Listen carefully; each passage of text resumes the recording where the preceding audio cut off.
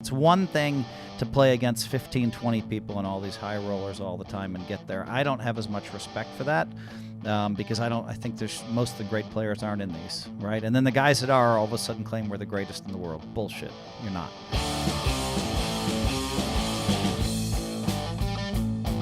Hello and welcome, ladies and gentlemen, to another edition of the Poker Central Podcast, episode 150.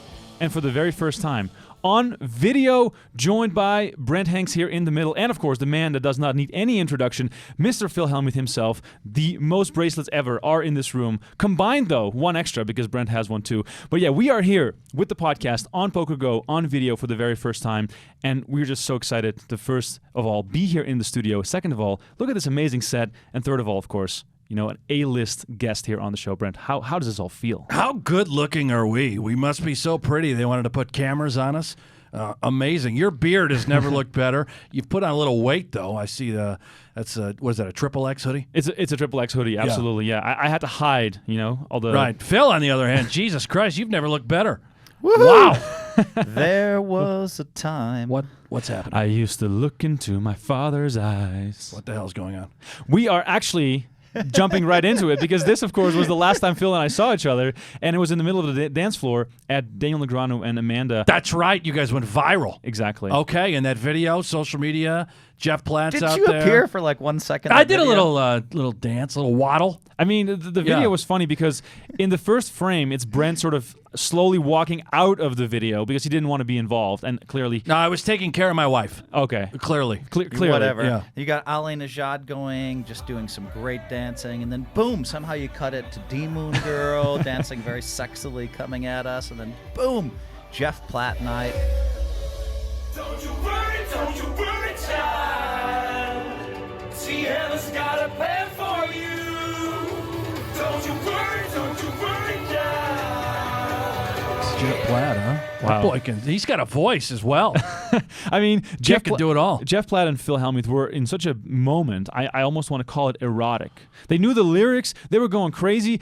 It was a sweaty environment. It was just a thing of beauty. And Negreanu's wedding was so much fun. It was amazing. And, you know, I mean, to me, I just wanted to be on the dance floor the whole time, and I shut it down, and it was just great. We had fun. You know, the weird thing about that exact song, There Was a Time, is literally 3 days later. It's Monday night, Memorial Day, and Aoki calls me up. I went backstage with him, and we walk in together. We saw Mario and Little John, and then we're in the DJ booth, and he calls me up to what song? There Was a Time. So I sent out another video, and I was just like, this just makes no sense. Two of my viral videos of the month. If the wedding was erotic, I can't even imagine what he's thinking about right now with you telling that story. By the way, is Little John the guy that does like the what? Yeah. Okay. Yeah. Yeah. he's also a big Golden Knights fan, Little John. Is he? Big-time Golden Knights fan. I see him at the game all the time. But yeah, let's go back to the Negreanu wedding here for a second, because I loved every single thing about it except for one, and I think you can point out what that was. The food. Yes, exactly. Yeah. Are you going vegan, Phil, or are you convinced now to never go vegan? I mean, I like both. When I first married my wife, she was vegetarian. And so... She's no longer vegetarian? No, she didn't last long. She lasted Wow. about 9 months. Okay. So yeah, I mean, I'm used to that food. My mom is a vegetarian for 30 years now. Yeah. 40 years maybe. And so my sister, so I'm kind of used to it, and I can adjust easily to both. I wouldn't be able to remain a vegetarian if I had some of your meat, if you know what I mean. I mean, there was a black trade in butter going on at the wedding. Hashtag awkward. Yeah, exactly. Erotic. Oh, the king of Word of the hashtags, day. by the way. You called it the social event of the summer. Or the year? Of the season. I mean, how do you come up with these things? Poker social event of the season. It just felt like that was a good, Rolls a off good the name tongue. for it. Yeah. And so I hashtagged it, and it kind of took off like that. I mean, you know, Negreanu getting married is like a very kind of more exclusive list of people that he invited. And luckily, we were there. Can you believe that? Yeah. Poker's There's no way I social should have been there. event No. Yeah. of the season. I love that. We were like on the bubble, like the money bubble. We just snuck Just in, made the snuck in cut, with a few yeah. big blinds. Like 70 people said they couldn't make it. Exactly. All right, let's Yeah. get Hanks and Remko. Yeah, because Huckseed and Phil Ivey didn't show up. You and I got a seat. Right. Let's go into poker, guys, because we have so much to cover here on this podcast. First of all, let's start with the present, the 2019 World Series of Poker. Phil Hellmuth is turning the world upside down, making the final table of the online event, of all events, the online event. Phil, what's the recipe there? Because I can't remember the last time I've heard Phil Hellmuth and online poker in the same sentence.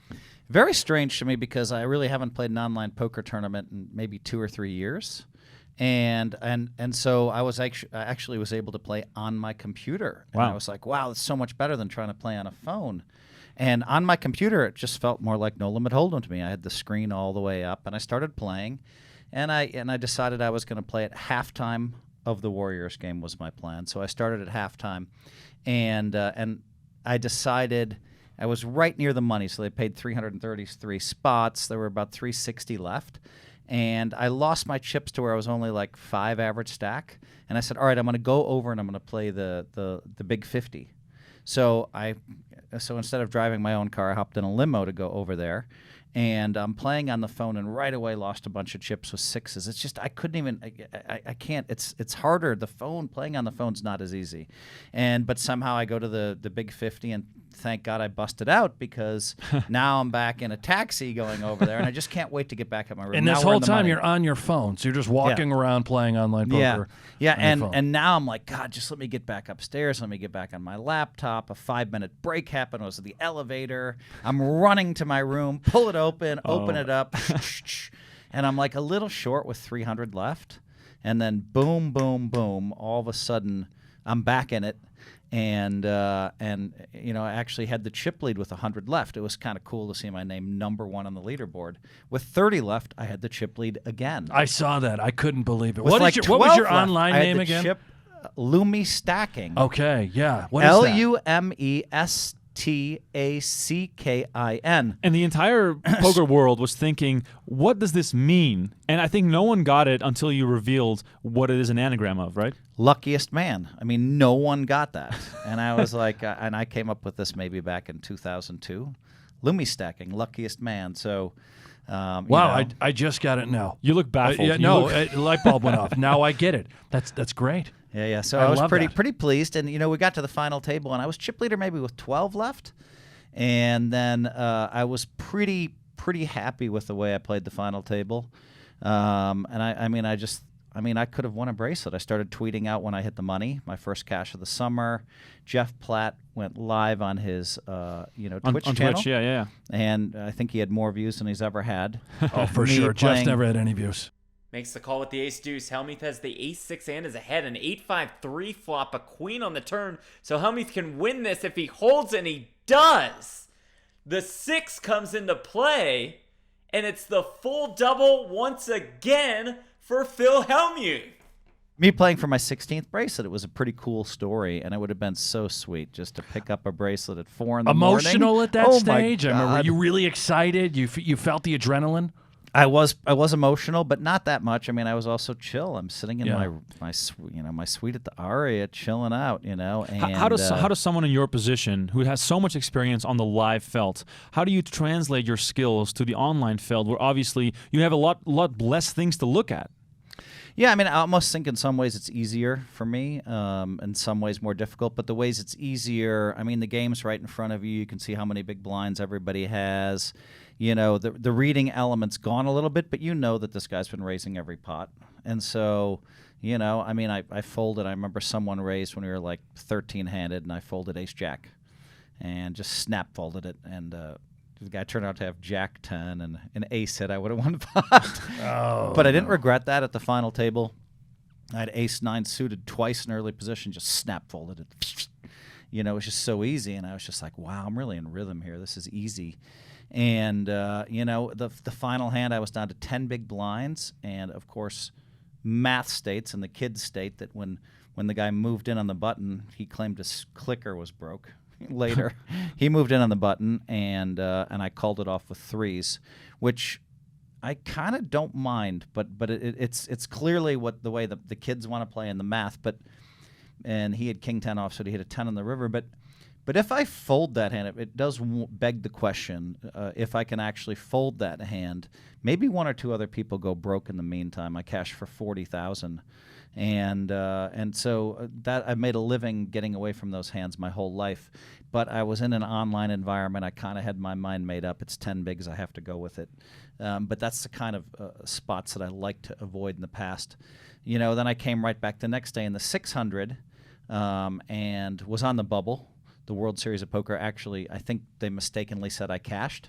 I had to call them and say I had to call because I don't want to say I didn't cash and be wrong. I want to be absolutely certain. So I texted Eric Seidel and I said, Eric, was there a hand for hand? You guys were at the same table? No, but I had told him to play the tournament at the last minute. I said, got play the it, 600. yeah. He hopped in because of me. And I saw him across the room, so I knew he was in the room. Right. And if there was no hand for hand, then I have to accept the cash because I don't know. But he said we had a hand for hand, so I had to tell the World Series of Poker I didn't cash, take me out of the record books. But I wasn't going to do that until I was certain. However, That's going to piss off those fantasy owners at Phil. I mean, 1 point is not going to break the bank. You never know. What I do want to bring up, though, you're saying, the record books, which obviously means a lot to you as it comes to bracelet wins. Who leads all-time most cashes? Yeah, that's me. Do you know how many off the top of your head? I actually, because people started reminding me when I cashed, I guess it's 139. 134 right now, so you're very, very close. Do you know the rest of the top five?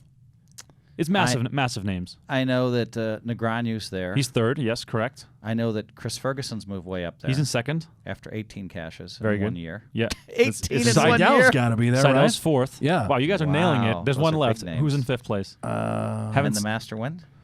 He's in seventh, actually. Ivy? It's Barry Greenstein. Oh, Greenstein. Wow, the bear. Wow, Greenstein. Bear the bear. There's 5 people who have 100 or more cashes, and those are the 5. Greenstein has 101. Phil leads the way with 134. Ferguson has 119. Hellmuth and Negreanu has 111. So that's going to be a fun race, but obviously at the end of the day, that race does not matter at all. You are here for the bracelets. You are here to get another one this year. How did you come into this summer? What was your mindset? Was it really, I need to get a bracelet, or was it more like, I want to get a few cashes, I want to get in that groove, and then we'll see how it goes? Like, how do you come into the summer? Sometimes I try to explain it like this. Baseball. A lot of people know about baseball. You could think of other sports too. You could think of basketball. But in baseball, somebody will hit the cover off the ball for a month. And then all of a sudden they're in what we call a slump. Then they hit the cover off the ball. Well, I don't think that they have control. I think that's just a natural biorhythms of the human being. Poker's a lot like that. So when you see someone winning 2 or 3 bracelets, it means that they're hitting the cover off the ball. They're at the top of what they can do. Also, there's another little thing, the luck thing. And the luck thing doesn't go perfectly like this. You can get super lucky one day and super unlucky the next day. But when you see someone winning bracelets, it's because they're at the peak and they're getting lucky in some key spots, right? Now, I feel like I'm very close to peak, which is great for me. Last year, let's be honest, to me last year was a fabulous year because of one event. I won a bracelet. Yeah. But other than that, I had a herniated disc. I was in massive pain. I couldn't walk 100 yards without almost screaming. It was brutal. But whatever that is, I never went public with it. I didn't want an excuse. I said, I'm going to find a way to win a bracelet, and then I'll tell everybody I had a herniated disc. And the year before, I didn't have a great year.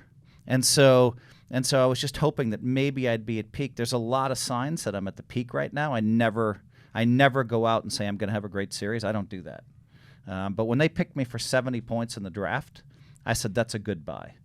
Because right now the formula for winning No Limit Hold'em tournaments is in my head. That's how I finished 5th. I could have maybe won that tournament. It would have been great to pick up bracelet number 16 there.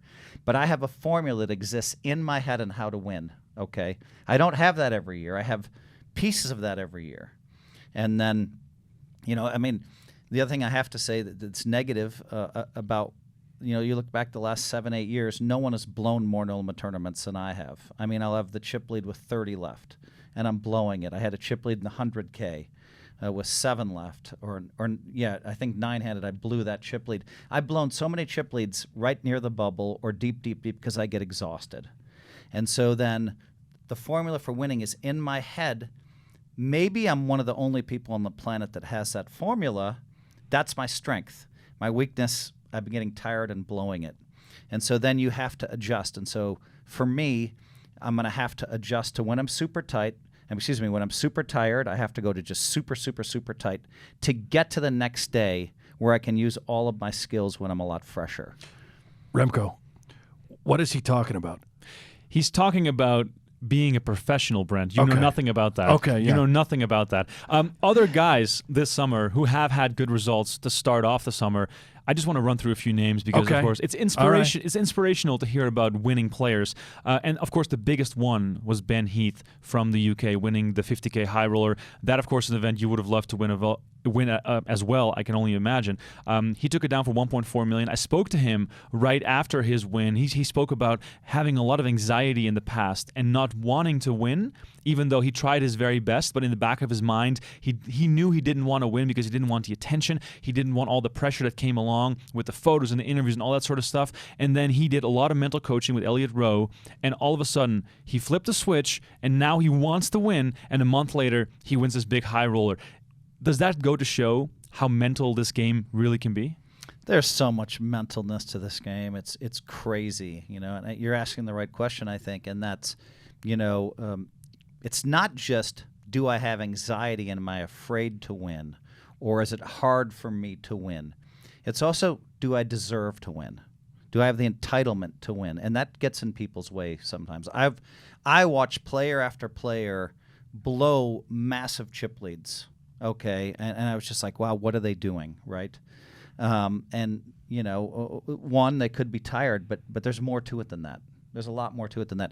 So I always thought, when I watch people blow tournaments, that sometimes they don't feel like they deserve to win. I don't think someone below the age of 24 would have won the main event unless we had the November 9, because then the idea of them winning it, they said, why not me? Over the next 3 months. But I think if we just run it out, I think I'd still be the youngest winner, because these guys, you don't feel the sense of entitlement when you're 23 years old, 22 years old. I felt that sense of entitlement. I thought I was the best player in the world. I was winning everything else at that time. But I think that, so the idea that I deserve, the idea to say, why not me? And then, some people, they drink too much. And then they're like, oh, well, I'm an alcoholic. I don't deserve to win. Some people, I get that. Yeah. Some people, are really bad to their wives and really bad to their kids. And they're like, well, I don't deserve to win. Some people there's just so many excuses not to win. Jack Nicklaus talks about this. So for me, I wanted to eliminate all the excuses. Let me be perfectly loyal to my wife for 29 years. Check. Let me be a really good parent. Check. Let me be a really good husband. Check. Let me raise a lot of money for charity. Check. Let me inspire the world. Check. And then when I'm down there, it's like, why not me? And so I'm using all of my power to push forward and win. And so I think some people are ready. And I like Ben Heath's story because, here's a guy that finally decided I deserve to win. Yeah. A few more winners before we go into the next topic, which I know Brent is very excited about. But Dan Zach also winning his first bracelet in the triple draw event. He, of course, is on our 25K fantasy team. We'll get to that in just a minute. Jeremy Pekarek winning the $600. Pekarek, not Pekarek. Pekarek? Pekarek. How am I supposed to know that? It says Pekarek. You might as well call him Peckerhead. No, that's not what it says. He took down the Deep Stack event, $600 Deep Stack event. These events have been so enormous. Yeah. It's been like 2 weeks and the Big 50 is still going on. It's absolute madness. And the Big 50 is what I want to get to next, Brent, because one of our good friends, Barstool Nate, he had a bit of a run. Right. A lot of attention from everyone around the United States. The Barstool team was rooting for him, was behind him. He was winning at blackjack. What's the Barstool Nate story? How did it end? And how do you look back on Nate, missing out on a chance there? Well, clearly, just listening to Phil right now, Nate, he's not ready to win. He's not prepared. He's not prepared. He went out in 500th place. It wasn't his time. He didn't have the entitlement, the sense of entitlement that Phil was talking about. But all kidding aside, what a journey, what a story for Barstool Nate. I was listening to XM Radio, 85 Barstool Radio. Those guys were talking about it every day. Wow. About Nate's run into this thing. And, really neat. In fact, Phil and I, we were with Nate at the Rio. He's still there on a bit of a bender. Oh, really? He was out until 7 a.m. last night partying. Beautiful. He was with Joey Ingram and I believe maybe some folks here in the office. He was out all night. Notable party animal, Joe Ingram. Right, yeah. I mean, he was getting after it. $700 a spin on roulette. Apparently, he won some money, too. He didn't piss it all back. That's so impressive. Yeah. When Nate came to us and said, I'm up at blackjack, I'm going deep in the tournament, Yeah. I've had some great food, and everything has been going well. I'm like, that doesn't sound like a Vegas trip to me. There's always something that goes wrong at some Right. point. Yeah. But yeah, the Big 50. You and I were there, Brent, not too long ago. I ran into a guy who said, when I was waiting for you in the hallway, and when I'm waiting to buy into a tournament and everybody comes up with pictures and autographs, I do it. But I mean, it takes some effort. Yeah. You know, I always said, if you want to be rich and famous, shut the hell up and sign the autographs and take the pictures. But this guy came up to me and he's like, my wife is still in there. There's 30 players left. She read your book. She's a massive fan. And can you stop by and say hello? And She's I in went there with 30 players left in the Big 50? Wow. Fourth and Holy chip. shit. So I went in there and said hello, and she just kind of brightened up a little bit. She was in the big blind. She re-raised somebody and won the pot. Wow. Wow. And then when you came up to me, I went back in and took a picture with her. And, I mean, I thought it was pretty cool. That's a great And- story. What if she wins this thing? And let's talk about 20. She's like, oh, yeah, I read your book, Play Poker Like the Pros. That's why I'm here. But let's talk about 28,000 people. This is unbelievable for poker. Oh, my God, I'm it's great, high-fiving yeah. for the poker world. Yeah. I love that. 28,000 players. This is what we need, man. That's a stadium full of people. Yes. Like think about the actual physical amount of people, bodies in one space. That's like a medium-sized football stadium. There's a billion chips in play. A billion. 1.4 billion, I think, almost. That's insane. It's bizarre. That's insane. And think about the ROI: $500 entry fee, 1.1 million return. Yeah. Like back in your old days, if you got 40 buy-ins for your win, that was a great night. And I want to point out one more thing, what the WSOP and how they did this so well. Zero rake. Yeah. This is a rake-free event. I mean, you let that sink in. They've got over 28,000 bodies inside there. They didn't pull a nickel for rake. Think about that. That's crazy. Usually it's going to be $50 per head. Nothing. All of that went right to the prize I'm pool. to the jumping players. on your bandwagon. Yeah. The World Series of Poker, kudos to them. They did a Right. great job with this. I mean, how do you navigate 28,000 players? Right. And they had another event, this $600 deep stack, that had 6,000 players. I at the same commentated that time. last night with Lon McCarron, and we talked about it going in. They did not anticipate the size of that $600 field. Over 6,000 people played it. They thought maybe they'd get about 1,500. It was scheduled to be a 2-day event, and it took, damn near 3.5 days to finish. I know. Yeah. Pretty insane. Yeah. The World Series of Poker, of course, is always going to create so many storylines every single day that we cannot possibly touch on every single one. But one of the big headliners of this week, Brent, and I want you to go through this, was what now is being called the Sam Soverel incident. Please tee it up for us, and I want to get Phil's opinion on that. Okay, so Sammy Biscuits, Sam Soverel, he raises, he's off about 25 bigs, Jack-9 suited, he kicks it up. He gets 3 bets shoved on by a guy that's only got 20 big blinds. He has ace-10 of diamonds. And mind you, this is in the 50K. This is in the 50K, at the final table. four-handed. Four-handed. A lot of money on the line, obviously. Folds all the way back around to our guy, Ben Heath, who we just talked about, and he wants a count. Now, Ben's got ace-queen of hearts. We clearly know he's probably going to be making this call, but regardless, he's in the tank. He throws out very quickly a time extension card, okay? Now, instantly, Sam kind of looks back at his cards, and he just throws them into the muck. So think about that. You understand how this is a big deal. And even Sam Soverel said this is a big fucking deal. He deserved a penalty. Needless to say, the Russian kid, he was pissed off because obviously Ben now makes the call. It's easy. He doesn't have to think about Sam behind him. This hits the Twitter streets. It's controversial. It's out there. Folks are saying Sam was acting. He knew exactly what he was doing, that he was being a dick. Personally, I'm going to stay out of it. I don't really know Sam well enough. I don't really know the situation well enough. I know Isaac Haxton, Justin Bonomo. These guys are saying Sammy did this intentionally. There's no doubt about it, and that some sort of penalty or equity should be paid back. Wow, that's amazing. It's a shame because, generally speaking, if we know someone is a great person, everybody has their back. Right. And so I don't know anything about Sam. I always thought he was just a nice guy, and it was probably a legitimate mistake. Yeah. I don't know, but it's, when people are calling in the poker community saying they think it was intentional, that's a little scary. And as you know, I got myself in trouble folding out of turn, kind of like showing I was. I gonna remember fold that. out of Yeah, turn. Yeah. But at least not one person said I did it intentionally. Well, and you also you went out of your way to kind of make that right. If I remember correctly, you put the kid in the main event the next year. I did. I bought him into the main event. the next year. And maybe Sam, and let's not take that away from Sam too. Sure. I mean, maybe he will do something or has done something that we aren't aware of to kind of redeem his mistake.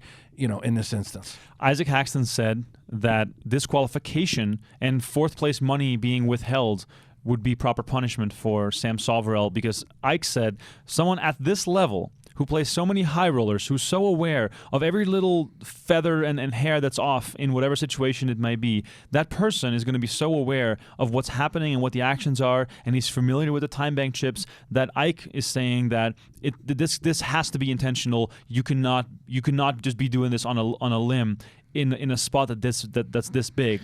Ike can be very harsh. All right, let's be honest. He can be very harsh. He's been very harsh to me for a long time, and really unwarranted most of the time.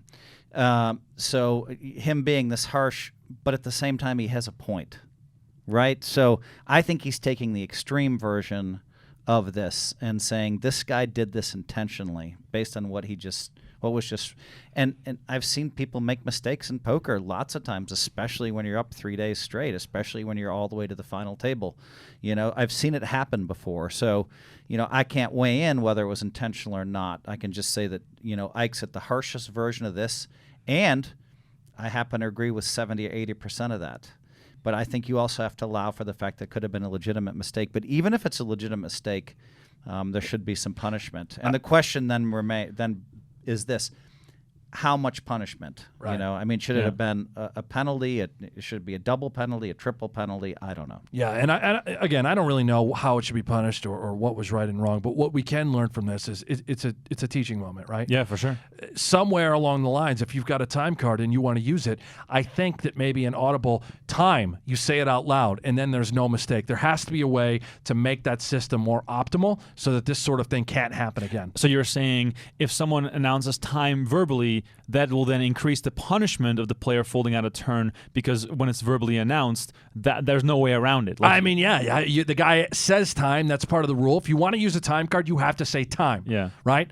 And I think that's a simple way. Everyone knows what that word is. Also, you're playing for millions of dollars. Right. Pay attention. Yeah, get your shit together. What the hell? You have to pay attention. Sam admitted that what he did was horrible. Yeah. And wrong. He did. He owned that. So he the question goes goes to intent, and unfortunately, we don't know the answer. For sure. So. I know the intent of the next person that we're about to talk about, because his intent was winning a bracelet. He told me he had 3 goals in mind this summer: cashing a World Series event, making a final table, and then the third and the final end goal was winning a bracelet. That would only put him 14 behind Phil Hellmuth. I'm talking about Randall Emmett getting his first cash at the World Series of Poker in a 5K no limit, which is a very tough event, and then finishing in 10th place, which, we have to be very strict here, is not a final table. That's very close, though, but no cigar. Brent Hanks, you are probably the most well-informed man as it pertains to the emotions of Mr. Randall Emmett.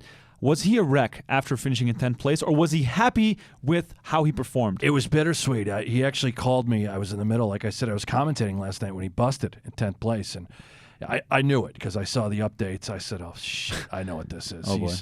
He's kind of lost right now. So I ended up calling him back, and we talked for about 45 minutes. And wow. He had some questions about some hands, and I said, listen, man, I don't know. I wasn't in the moment. It sounds like you were probably making some great decisions. Maybe you could change your mindset a little bit when you're 10-handed and kind of at that point play for the win, rather than trying to fold your way up a little bit. But regardless, he's proud of himself. A hell of an accomplishment of what he's done. You see him in the cash games on PokerGo. He seems like he's just giving away money, right? He's playing a lot of pots, and he'll acknowledge that himself, and he loves to gamble and have fun. Tournaments, he changes gears. And I think a lot of players are struggling with that with Randall. They haven't really figured it out that, hey, he's playing tighter. He's folding hands pre-flop that he that you should be folding. Yeah. Remarkable stuff, 10th place, hell of a run. That was a really difficult field, man. That 5K is no joke. I'm proud of Randall in that event, and he's also a controversial figure too. Let's keep that straight. I mean, you see the names and what's happening out there on Twitter with him. So, I like Randall. I think what he's doing for the industry is great as a whole. And Phil, you know Randall pretty well too. I do. I mean, I'd say that, I have seen him fire off 70,000 in a game for no reason. Right. Right. Yeah. I was there. Yeah. And then, but it turns out that when someone is capable of doing that, they have a lot of skills that no one else has, and you have to look deeper. Some people are like, well, what are you talking about, Phil? In order to play at that speed, every hand that fast, you accumulate skills. And those skills can translate, especially when he's playing against a bunch of people that just don't play every day. He plays all the time, and he knows how to play fast. So then he has to rein in it a bit, sit in his hands a little bit. But he plays some of these hands like 7-8 suited at a world-class level. Right. He plays super aggressively, giving himself a chance. And so, you can't throw the baby out with the bathwater. Yes, I've seen him blow 70K in a cash game or 100K in a cash game for no reason, but some of that same bathwater, some of that same baby, I should say, is skill. We've seen it. I've seen it before lots of times. Got a lot of in baby life. skill. You look at, but here's an interesting thing. Think Yeah. about this, Brent. People at home. I've been since the 1980s. The worst player in somebody's home game is always the one that comes to Vegas and goes deep or wins a tournament. Always. And the other 8 players are like, poker tournaments must be easy. And then they all fly in and start playing. They don't have the same results. So it just turns out that sometimes the player who may be playing the worst, the baby with the bathwater thing, right? They have a lot of bathwater and it's foul and bad, right? And they just lose all the time. But they also, there's a baby in there somewhere. So I'm love just this. trying to say, Yeah. I've seen this over that's and good. over. Yeah, that's good. And people just come to me, this guy can't spell poker, they tell me. And all of a sudden he's winning a tournament. And I've heard amazing. someone use that phrase before on TV. Well, he was. I mean, Randall. I think it was a week prior, maybe 2 weeks prior. He was the stone bubble on one of those Aria 10Ks as well. One of the high rollers. They paid out 6 spots. He got 7th. Here he gets 10th place instead of making that kind of official final table. And he'll be back. He told me he's coming back. He's got to go take care of some stuff with Lala, but. Use that, use that as a moment, as an experience that he can take and carry forward. He's a smart guy, right? He's going to yeah. adjust. He has access to, everybody will coach him for free, right? All the high limit guys. I've coached him some. Right. And so, he's a really smart guy, and he's just getting better and better and better. And I think for him, tournaments are amazing because cash games don't really, he can have those bad times and just blow off a bunch of money because he might not be able to quit at the right time. Whereas in a tournament, when you're out, you have to quit. Right. You come back the next day. There's built-in money management to tournaments, and there's a whole different skill set. And so I think that he's going to continue to have good results.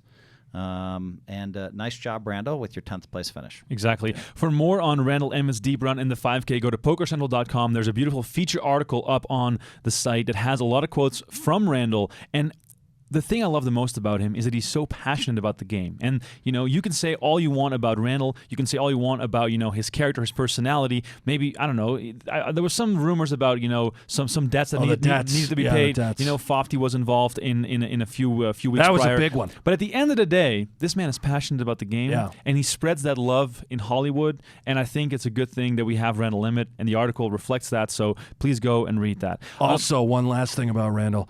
Randall told me that he's going to be coming after you for the main event entrance this year. He wants to outdo you. Oh, boy. I love it. What do you think? Well, I'm not playing day one of the main event. Right. So this year. So, it's not a choice. I was invited on this amazing trip on the Boeing business jet to Machu Picchu and Galapagos Island with, three of the biggest names in the world. And I was like, oh my God, I'm going to have to miss the 50K. I'm going to have to miss like a week of tournaments. And it was kind of a no-brainer decision to go. And at some point, maybe the people I'm with's names will be revealed, or maybe not. But wow, it's pretty amazing. That's exciting. We'll be on a yacht, and so I come back on the 7th. So I'll come back in time to play day 2 of the main event. Right. And there's still a bunch of events. So if I'm going to win bracelet number 16, I better get busy. Oh, wow. Yeah. The drafters in 25K won't be happy about you they're missing a week. heartbroken. They're They're going gonna to be be heartbroken. We have a few things, orders of business to get through before we get to the fun stuff, because we have some fun questions prepared here for Phil before we wrap up the show. But I just want to mention as well, the World Poker Tour put on an absolute display at the HyperX Esports Arena at the Luxor here in Las Vegas. Phil, I know you're involved with the World Poker Tour. They just roasted you, which I was not a part of, but it sounded like it was a lot of fun. But I just want to give them some love because they put on beautiful events there, beautiful final tables, first of all, of the Seminole Hard Rock Poker Showdown. Maria Ho at the final table. That was a good thing to watch. James Carroll taking that one down. He, of course, made the power rankings last week. And then we had Craig Varnell taking down the Choctaw event. And on a sad note, we have to mention this. Craig Varnell had an accident playing basketball, I think 1 or 2 days after the final table. He hit his head on the concrete, had a fractured skull, and had to be taken to the ICU. He's now recovering, and the first thing he said to his girlfriend, wife, I'm not sure what that situation is exactly, the first thing he said was, I want to go back to play. So Craig's recovering. We wish him all the best. We hope things are going well for him. But that's, of course, sad news right after winning Choctaw and having that positive momentum coming into this big stretch of tournaments. And then the last tournament, Ole Shemion taking down the Tournament of Champions, the Baccarat Cristal Tournament of Champions. It looked beautiful, a beautiful setup, a beautiful scenery, beating Tony Dunst heads up. Ole took home $440,000. Ryan Tossa getting third, Simon Lamb, Griffin Paul, Nick Schulman finishing in sixth place. Phil, in short, really, the World Poker Tour, this sort of finale that they put on in Las Vegas right before the World Series of Poker hits that sort of full swing mode. What are your thoughts on it, and how did you sort of see it from the sidelines? Yeah, I mean, I love it. I love it. I mean, I'm doing the raw deal. Yeah. So I had to even, during, right before I played the 50K, I had to go in and shoot 6 segments. So it was like, I'm like, oh my God, because I try to shut down all the business stuff. But I had so much fun shooting those segments. So, I mean, I write them, and then, and then we edit back and forth. And so it's just, I love the raw deal. I love the World Poker Tour. They're just great for everybody. And I love the way that they kind of have all the final tables now in Vegas. It makes complete sense. Best quality. They don't have to have a stage going all over the world. Best quality you could have. And so it's kind of a beautiful thing. The World Poker Tour is just a huge brand that sits very nicely next to the World Series of Poker. And I think, I'd say that PokerGo, of course, does both. Yeah, for sure. Yeah. Two beautiful exclusively on PokerGo. Exactly. Exclusively on PokerGo. Let me That's tell you right. the Nevada law. That's right. When you have a charity tournament in Las Vegas, you must give back 50% of the prize pool. All right, let's go. I love that. That's beautiful. Yeah. For people who want to watch these final tables, they are on demand, available on PokerGo. I mean, promo code podcast. That's for the annual subscription. Take $10 off. Wow. It's really hard to be professional when someone's trying to distract you. Well, we don't want you to be professional. Just No. hurry up. I'm trying to be. Get through this nonsense. Brent, real Yeah. quick. Give the audience a sense of what the text exchanges have been like between you and I. I feel like I wake up and I go to bed texting you about our 25K fantasy team because the sweat has been so lively. Yeah. You're aroused right now, I can tell. Erotic. Yeah, erotic. I love going to bed and looking at the chip counts at the end of the night. I'll see Dan Zach deep in something, Robert Mizraki, James Obst, which, by the way, is he playing tennis or is he playing poker? He's playing poker, man. He's so addicted to tennis, it makes me sick. Jeremy Osmus, he's a beautiful son of a bitch, but we need to get more out of him. Justin Young, he hasn't cashed anything yet. He's our captain, but please, Justin, for the love of God, get it together. And then Remko, Bart Leibert. He bubbled the field bonus in the deep stack, which was obviously very disheartening. But he's in the streets. He's playing every single event. He's in the streets. But I have a gripe, Remko, with our 25K fantasy team, and I know that Phil is going to be on my side. Phil told us, draft Mike Mattisau. He went for $1. Yeah. That's the steal. We blew it. We should have drafted him. We made 2 giant mistakes. And I want to clear that up. I was right there with you guys. Yeah, you were. Yeah. You had 4 other people. I said, listen, I'm going to make your Get choice Mike. easy for you. You can bet $10,000 on each of your 4 guys. I'll take Mike. And if Mike scoops, you owe me 40. And if you scoop Mike, I'll pay you 40. And you guys wouldn't take the bet, but then didn't take Mattisau. Yeah. I know. Make I up know. your mind. I mean, first of all, I'm a very scared bettor. I definitely do not have a bankroll worth wagering. You but don't. But you just want need to make those bets, I even know. though you can't pay them, Remko. like just do it like Yeah, remember, it's Remko, you could have said $500 a yeah. person. I know. if you're ready to win, you're going to win, Remko. I know. It's my time. You were on my team, by the way. You were part of this decision. I wanted Mattisau. That's my guy. You also wanted Justin Young. I know I wanted Justin Young. We made 2 mistakes. Okay. And I'll tell you right now. Yeah. We should not have drafted Justin Young. What? And I'll direct it myself at the camera right now. Still a donut. No really impressive runs He's either. gonna make you And- eat those words. And Steven Chitwick is not doing the volume. If we had Shannon Shore like we wanted and Mike Matisow, we would have been so far ahead. We might as well just come pick up the check right now. Well, I mean, today happens to be, to bring people back to the correct day, Omaha 8 or better 10K, of which Mike is the best in the world. How do you think he finished in the Omaha 8 or better 10K in the last 2 years? He made the final table both, right? Correct. And maybe technically he didn't. Maybe he had a 9th and a 5th, whatever it is. And of course, in the first Omaha 8 or better, he finished 16th. He made the final 2 tables, and now we have the 10K today. I mean, there's something spooky about his understanding of Omaha. yeah, 8 or how better. is he so good at that game? And he's so good at studying. He was the best Omaha 8 or better on the player 20 years ago in tournaments. Wow. And he still is today. And you could say there's, I think Benny Glazer's a hell of a Omaha 8 or better player as well. But I mean, he's in the discussion of top 3 or 4. Is it limit or is it pot limit? Limit. Both. Limit. Okay. so Mike he's gets really there good in at both. I mean, Wow. Mike, he just goes deep every time they have an Omaha 8 or better. Wow. So yeah, real quick on the 25K fantasy, we're no longer in the lead, but that doesn't matter. You have to linger. You have to linger near the top, and then you strike during the main event. That's where you get all the points. We are in 3rd place right now. Only like a Wait, half. 3rd? We're 3rd. Team Russia is in the lead, and Team Baker had Shannon Shore, who should have been on our team. Let's be real. Shannon Shore has 126 points, outscoring all but 4 teams by himself to date, which is insane. Chance Cornuth has 122 points all by himself, outscoring also all but 4 teams. I don't know how date. many times I have said this, but Shannon Shore is top 3, I would say top 3 best poker players on the planet without a bracelet. I mean, I have to agree with you. I think it's a good statement. Yeah. And he lost heads up today to Daniel Strelitz in the 5K. He did. And that was his first bracelet as well for Strelitz, who now has a World Poker Tour title, LAPC, and a 5K World Series bracelets. Those are 2 serious titles. Like, you can win WPT Vienna and you can win a 1K event at the World Series. That's not the same as winning LAPC and winning a World Series 5K. You're 100% right. Those are serious titles. LAPC, main event, that's one that all the great guys show The up for. scientist. Exactly. Deoxyribo, right? Is that his online name? That is his online Something name. like that. Daniel Strelitz, the scientist. Congratulations. Exactly. All right. The last serious item here on this podcast, Brent, What? And you are very serious about this because you texted me today and you wanted to know exactly what was up with the rankings. Oh, the because rankings. The Power The rankings. Poker Central Power Rankings are out for week 22. Back on top, Maria Ho. Where I think she belongs. She made another final table. That the scientist, the one who just won the 5K. Yep. Yeah, Maria's there, and that is on top of what she just did at the WPT just Exactly. last week. Exactly. Incredible. She goes from one final table to the next. She makes a WPT final table Yeah. last week and a WSOP final table this week. Yeah. She should be top. Yeah, Exactly. number 1. Maria Ho, and this is a crazy stat, and we take these rankings very seriously. There's a panel that votes on this. It's week 22. She has been in the top 10 since week 9. Holy shit. It's a streak that is just incredible.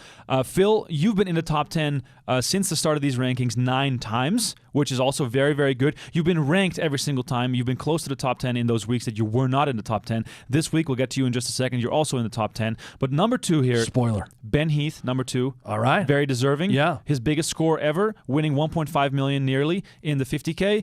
Number 3, Dan Zach, winning his first bracelet and putting our team on his back. Wow. You know what? I'm gonna tell you. Right now, I think Dan Zach should be number 2. Wow. I think that's a little bit of an upset. All right. And then Disagree. Disagree? The guy won a 50K high roller. Give him just a Yeah, little but bit he's of not that on our Zach. fantasy team. Okay. Good point. I want your opinion on this next player, Phil. He's been at number 4 for 3 straight weeks. I don't know how the math allows this, but he's been stable at number 4 for 3 straight weeks. Ali Imsirovic. This guy has only been around for a little over a year. He wins the Poker Masters Purple Jacket. All of a sudden, he's part of the crew. He's part of the big names.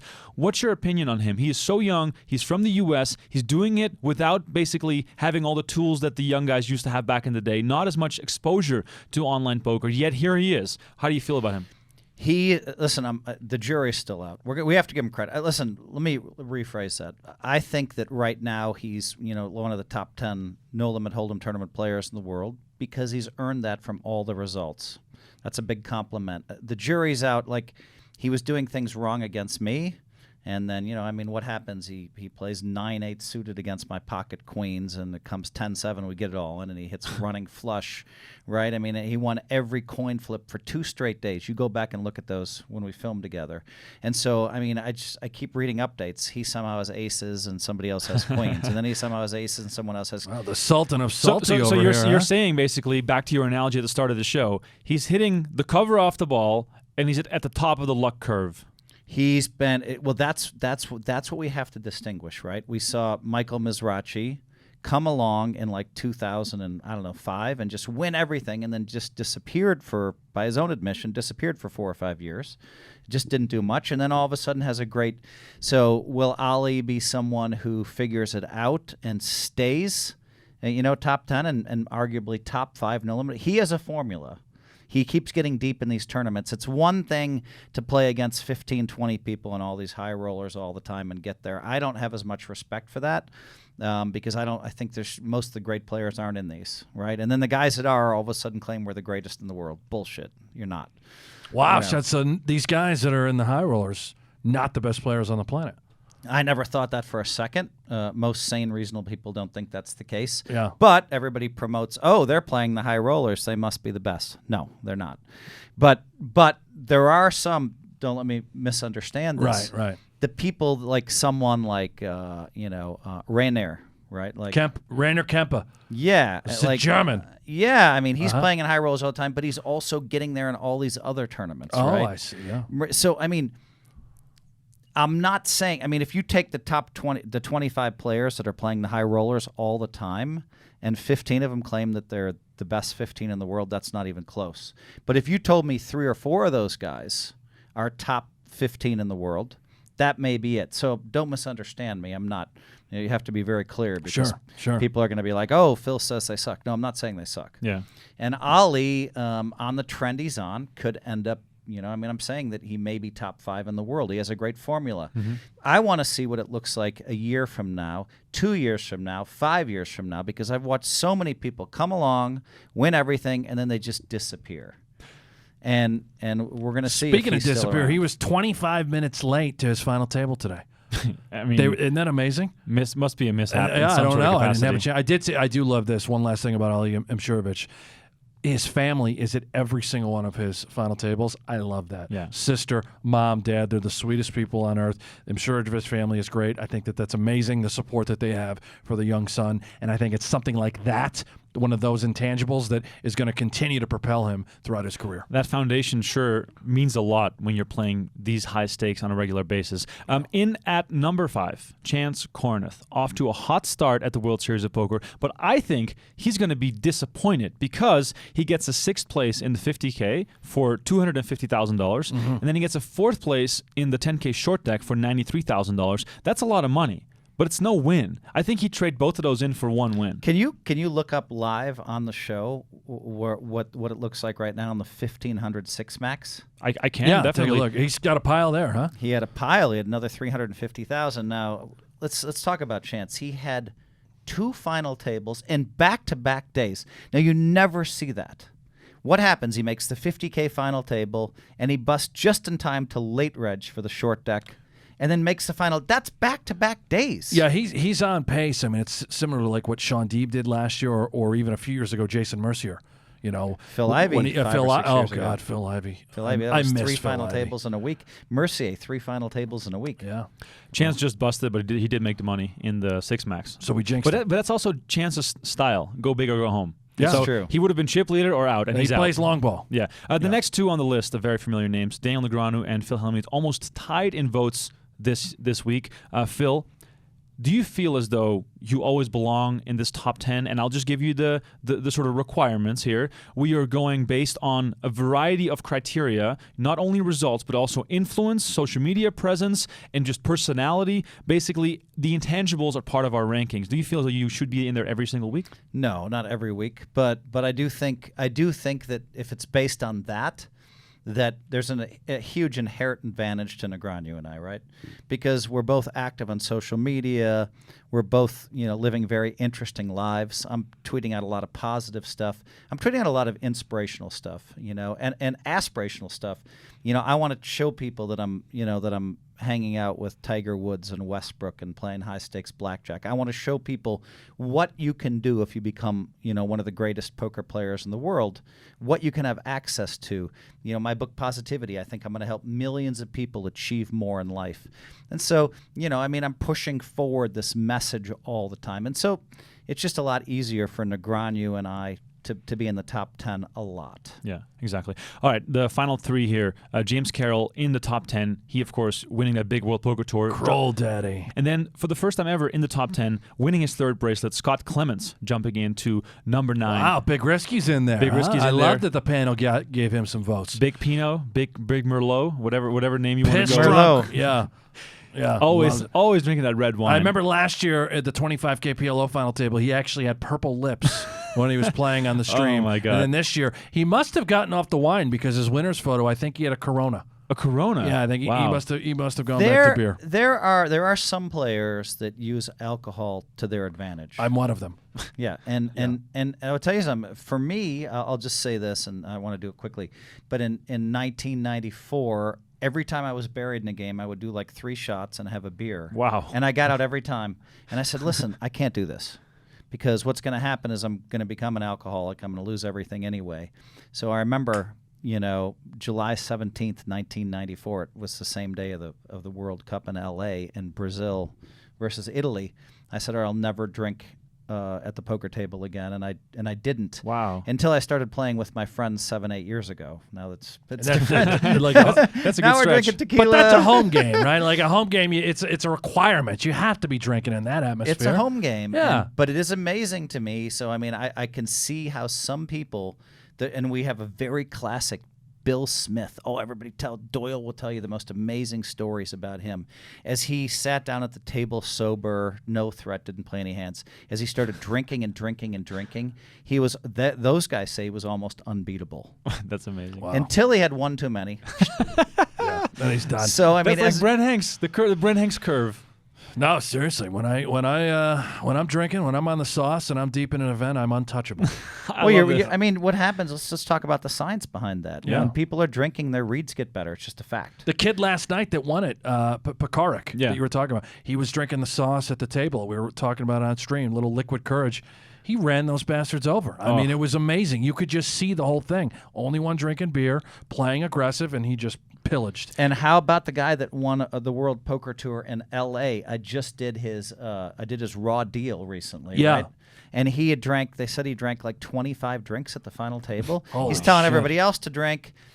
His drinking show is good for him, right? Yeah. He's got everybody confused. He's got everybody thinking that.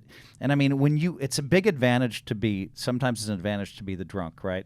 You're the guy who no one really knows what you're doing. You're putting out this weird vibe, and you're reading people well, and you're playing off of that. So, alcohol can be a weapon at the table. It's just not one that I choose to use. Not only is alcohol a weapon at the table, but of course Jerry Yang, he found God, and it's either that's it. The secret is either God or alcohol in order to win these big events. Did we really come down to this? That's Alcohol we'll is a leave it there. secret weapon at the poker table. or God, yeah, or God, yeah. So, I love this. And I want to give a shout out to Frankie Chicken Wing, Frank Stepachin, who won that event Big that you were Coors Light guy. referencing to. He was indeed quite a bit of beers deep, and he was eating the chicken wing with a napkin in his hands, very classily. So that was kind of funny to watch.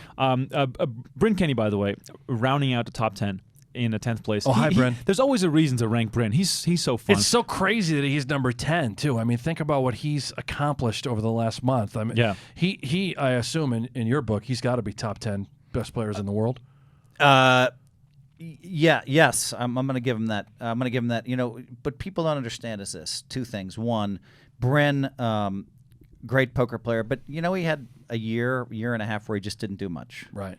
But that's normal. Very that's normal. That's variance. And I think he was pretty down and not feeling good about himself. I was hearing reports. Yeah. Lost a lot And then of all weight. of a sudden, just started winning everything. Right. And I mean, that's just the nature of the game. But I think he's done so well in the last couple of months that he should still be number one, probably, right? I mean, results-wise, certainly, it's going to be pretty hard to beat. His earnings this year are just untouchable. So Bryn was our leader for 3 straight weeks, Right. 18, 19, and 20, dropping down to 5 last week, 10 this week, showing how much competition there is at the top because there's so much happening. But if in the he's world not of going to be poker. playing any of these World Series events, it's Yep. going to be really hard for him to Well, stay in the top 10. you also have a rankings. It's not just based just on poker. So Exactly. Right, We're right, voting yeah. on this. Then the people falling just short of the top 10, Shannon Shore, Craig Varnell, Daniel Jungleman Case. We could spend a whole hour on him. And but when do these rankings come out? these are fresh. These are coming out tomorrow morning. Yeah. Shannon Shore just finished second. Second. And Yep. Strelitz isn't even in the top 10. No, because the voting took place this morning. Oh, before the event finished. Okay. But Shannon Okay, Shore that's has fair. that, and then he was also in the online tournament with me. Yeah. And he also final tabled, exactly. I think, like a 1,500 mixed event last week. Is that right? Shannon Shore was 4th on my list this week. So I had him way up there, too. You as well. So the other Yeah. voters Shannon definitely. Shore is arguably number one on the list. I mean, there's Based not- on poker yeah, definitely. accomplishments, the last week, Yeah. 3 final tables. Exactly. Right. If he keeps this up, though, he's going to be up there next week. And he's a good-looking bastard, Oh, my too, God. isn't he? He's chiseled. And Yeah. he's the sweetest guy you'll ever meet. He Nice is. guy. He's I really such a nice like him. guy. Yeah. I really like him. All right, Phil, we have a few more things before we wrap this up because we do want you to be well rested before you jump into this 10K. I just want to know about what it's like to have fans come up to you at your office. The World Series of Poker is your office. That is your time to shine. That is your time to perform. That is your time to make the money, to make history. And then there are so many people that want something from you. How do you balance that with also performing at the highest level? I will say this. It seems like it's the most intense it's ever been right now, too. Which, I mean, maybe that's because the positivity stuff came out. I think I'm on 6 advisory boards now for all these companies. Just things are just ramping up and going crazy for me. I'll say that when I'm waiting in line, and I'm not gonna. I've never cut lines in my life. I mean, listen, if I go to a restaurant, Mr. Hellmuth, we have a table for you. I'm taking the table. I don't mind. I signed 1 million autographs to get that table. But we're talking about, fairness in the poker room. And so I'm not going to. So I waited 45 minutes to get a seat drawing. Now, for the really smart poker players, we have the app this year. You sign up and you're in. Yeah. But you still have to wait in that line. So as I waited 45 minutes for the first 7-8 minutes, everybody left me alone. But once one picture started, I must have taken 20 pictures in 3 minutes. And it's just click, click, click, click, click, click, click, click, click. And I'm tired. I just played till 3 in the morning or whatever to finish in 5th place.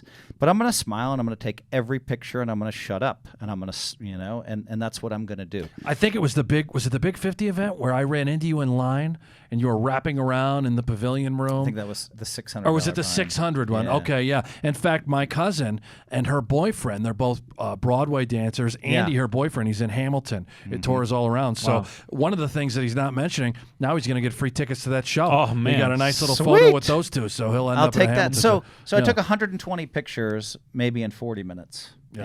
and really I was just tired, and so it's a bit of a tax, but I'm not going to complain. Right. I'm just not going to complain about it. I called my wife and I said, honey, I said, I don't want to complain. I wanted to be rich and famous. I got rich and famous. I always take all the pictures. I always smiled. That's what I'm going to do. But, hon, I'm really tired today, and it's kind of wearing on me. Yeah. And then occasionally someone asks a really awkward question or just like a question that's going to take you 5 minutes to answer. And I'm just like, oh, my God. And you don't want to show any negative emotion towards that person. You know what I mean? And my friend Peter Goober taught me this strategy where you just say, let me think about that. And it works every time. Let me think about that. They just want to be acknowledged. I'd love to know some of these awkward questions. That's beautiful. Yeah. Let love me that. think Yeah. about it. Well, Yeah. we're gonna have some awkward questions coming up right Yeah, now. speaking of awkward. because we're gonna spin the wheel, and I want you to pick because we have this thing. We have this game. 550. Oh, one last thing Oh, about I'm going to cut back to this. Yeah. Just to say this. When I'm on 15, 20-minute breaks, I don't take pictures with people. And Daniel tweeted something out similarly. He's from Canada. I'm from Wisconsin. We want to be nice to everybody.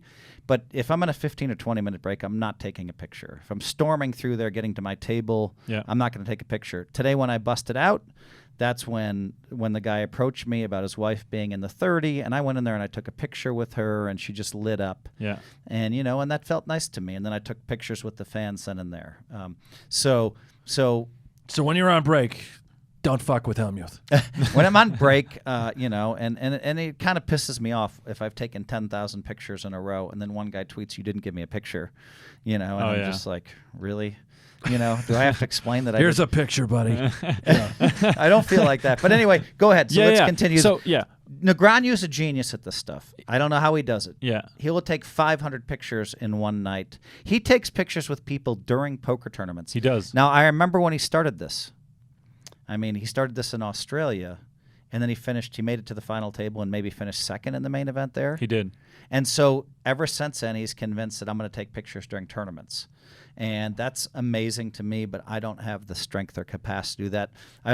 Anybody at my table who I'm playing with can get a picture or an autograph. That's easy. But when I'm playing poker and people come up to me, I still kind of do it, but I'm also, you know, will you sign something for me? And, you know, and I'll take it and I'll sign it, but I won't look back at them.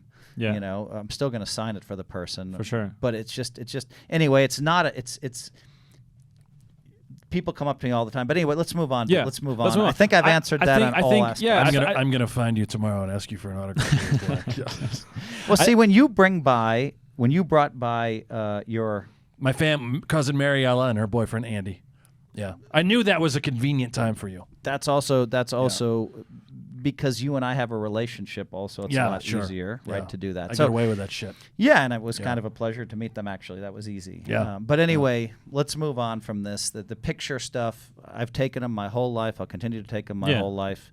But not on 15 For sure. breaks. No, I was asking it to give credit to you and Daniel because I've seen it with my own eyes, what happens at the World Series of Poker and how crazy it can get with fans. And I'm also preparing Brent and I for when we make it big, how we should handle ourselves in these situations. Because Brent, obviously, you know, at the Dave & Buster's and at the Gold Coast PokerGO tables, that's where you'll see most of your fans. I actually gave an autograph in a Goodwill one time. Oh, beautiful. I was shopping for my outfit for the Global Poker Awards. And they recognized Not you? even kidding. Guy recognized me and I gave him an autograph. That's where people would recognize us. Goodwill. At Goodwill. Right my people. We have a game on the show. It's called 555 Questions to Get to Know Someone. We spin the wheel, pick a number, and we'll ask the corresponding 17. question. 17. All right, we're scrolling all the way up to the top. Do you have a favorite artist and author, and why? I'll say that Michael Lewis is pretty amazing, the author. Yep. I've read all of his books. He can take the global crisis of 2008, okay, which most humans don't understand exactly what happened. And after I'm done reading that book and then his next book, I completely understand exactly why we had the global crisis. And so he just the way he just, you know, presents his ideas in such a clear way. I'm going with Michael Lewis. Also, I'll say that. Let me see if I can get the name. Nora Roberts. Okay. Nora Roberts is someone whose kids are a fan of mine, and so we'd hang out at the Kentucky Derby. And I remember, I know that she, you know, I've asked her a lot, and she, you know, one of her secrets to writing, she said she just writes every day. That's her secret. I write every day. It might be 5 minutes, might be 5 hours. She has a new book coming out every 3 months. We were talking, and I was kind of proud that I have a New York Times bestseller. And then, you know, I asked her how many she had, and she has over 100. It's a little humbling. I mean, but she doesn't have any bracelets, so come on, what are we talking about, really? Michael Lewis, of course, writer of The Big Short. That's a great book. I read that. What's your next number? Because we got 2 more questions for you. 34. 34. You're keeping it low. Let's see which one. This one doesn't apply. So we're gonna go respin. 36. 36. This is a great question. If you are in a bad mood, do you prefer to be left alone or have someone to cheer you up? Well, I mean, can you say both? Like when I'm storming out of a poker tournament, the worst mood I ever get in is around poker. Yeah. And, you know, when I bust out like last night when I had all my money in with aces, all right, and we're in the heads-up championships, and you understand it's the round of 32, and everybody's done, and I'm playing Jake Schindler heads up, and so there's just 2 people left in the room at 2:45 a.m., and I've just been playing my heart out in a 4.5-hour match and now a 3-hour match. Him, same thing. And I have 2 aces, you know, and somehow the money's in on the 9-10-4 board. He has a jack and an 8, and he hits that freaking queen on me, and I'm just like, I just can't freaking believe this. And so I probably jawed a little bit. They luckily they didn't report everything I said. I jawed a little bit, and I kind of stormed out of there, and I was just like, oh my God, I played so perfectly.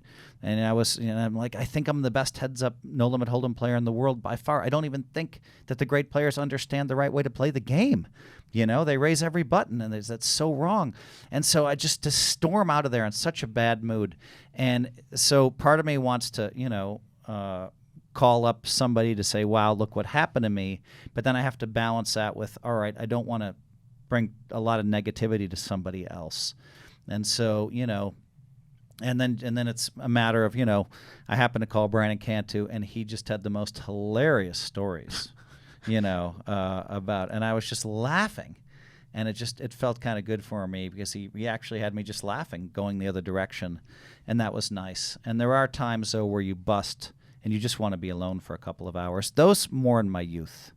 These days, my cycle time's a little faster. I might be upset for 10 minutes. Would you still consider yourself to be, and again, here's our plug, the poker brat?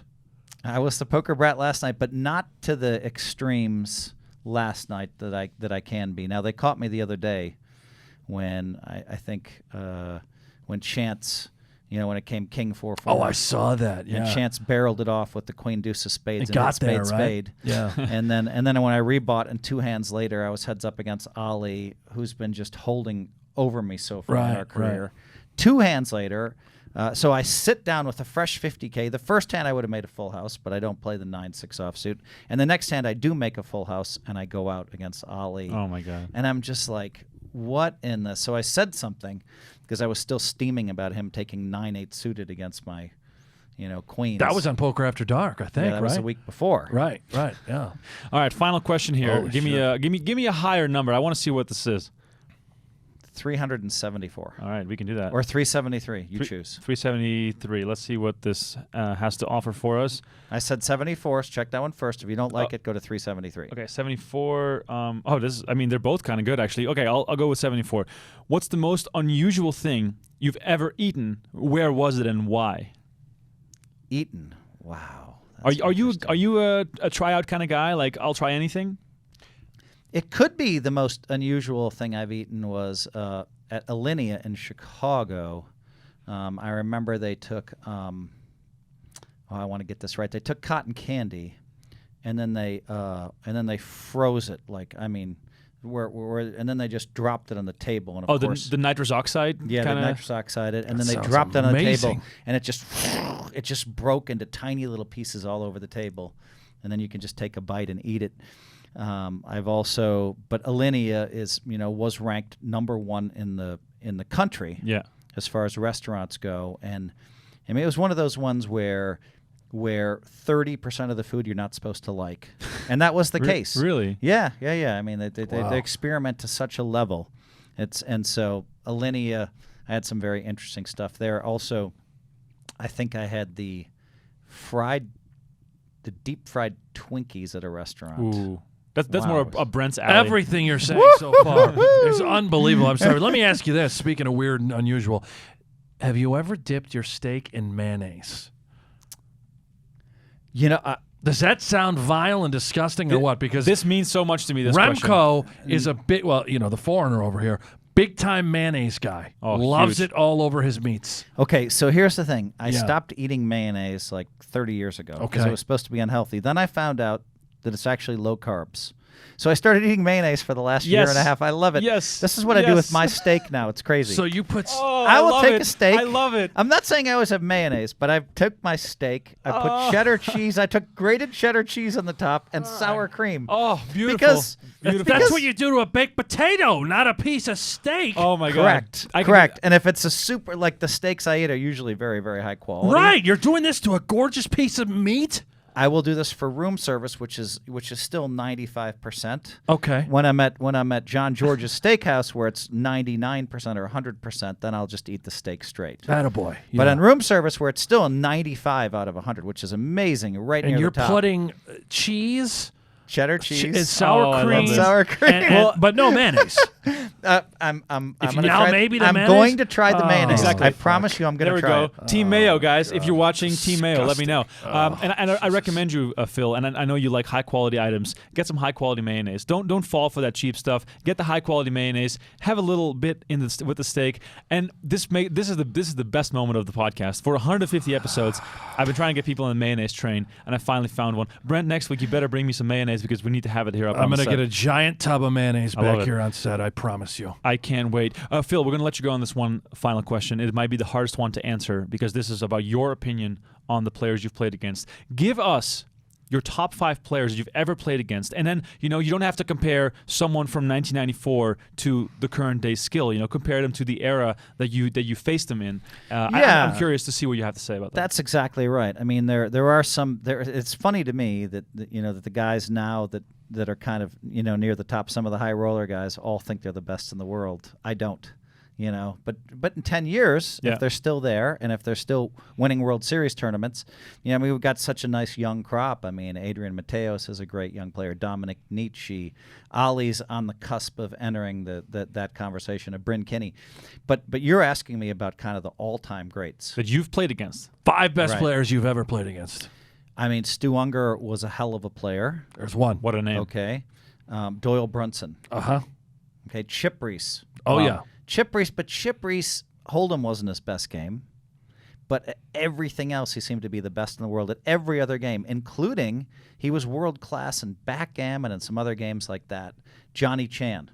Wow. Johnny Chan, just tough it. I mean, I battled with Chan. I played more hours with Johnny Chan in 4 and 800 mixed games, limit hold'em games, no limit games, no limit cash games. I always seemed to dominate. Something made sense to me. Even when I was playing with the best in the world, I seemed to do really well in those days when I really needed to win. So let's see. Was that 4? That's That's 4. Yeah, That's 4. Yeah, one more. I mean, you have to give props to Eric Seidel and Phil Ivey. Wow. I'd say maybe Ivey, a little bit over Seidel would round up my top 5, but Seidel's right there. Would you say that Daniel Negreanu? I mean, I know he's Negreanu's right there? I know he's coming up. He's on the come Negreanu's up. right there. Right. He's still rising, but would you say he's in your top 50? That's exactly no. Yeah. I'd say he's in my top 8. Top 8. Okay. Yeah, I mean, Yeah. trying to find Daniel when I'm looking at Chip Reese and Doyle Brunson, Right, and he's So, getting there. He's Johnny getting Chan there. and Phil Ivey, but Daniel's right there too. So I mean, if you're talking about 5th place, if it goes to Ivey, but then 6th place might be Seidel or Negreanu, or there's a couple of other guys probably that I'd have to really sit Juanda. down. Juanda, great player, Yeah. and needs a few more bracelets, but he's a great player. Yeah. But I mean, when I start looking at all-time greats, I have to weigh in bracelets. Absolutely. And I have to weigh in reputation for decades. Well, we were joined by Juanda's top 10, though. one of the greats here on the podcast. No, it's a pleasure to be here. And I'm Thank not you. talking about Brent Oh. Hanks. Let me just emphasize that right here. Phil Hellmuth, thank you so much for being on the show. Brent Hanks, I mean, it was okay having you here. You're stuck with me, pal. Get used to it. It was okay. You guys, thank you so much for watching. Yeah, and please give this a shout because Vote for Hellmuth. vote for Hellmuth. 2020. You are running, Hellmuth right? 2020. Yeah. I'll I can dodge bullets, baby. Yeah. Every cash game will be juicier. There will be less rake. Vote Hellmuth for president in 2020. You've got my vote. I think you got the vote of many people. 2020 is right around the corner. We got to start this campaign and hit it hard. Thank you guys all so much for watching. If you caught this on the podcast, thank you guys so much for listening. And try to watch the next episode on PokerGo. If you are not yet subscribed, use the promo code PODCAST for the annual subscription. Take an additional $10 off and enjoy this show every single week, as well as in your podcast feed. So if you're out on your bicycle, like I do from time to time, listen to it on the podcast. But if you are at home or on your tablet device, please watch us on PokerGo. For myself, Brent Hanks, and Phil Hellmuth, this was the Poker Central Podcast. Thanks for watching, thanks for listening, and we'll catch you guys next week. Sweet. Wreck tonight.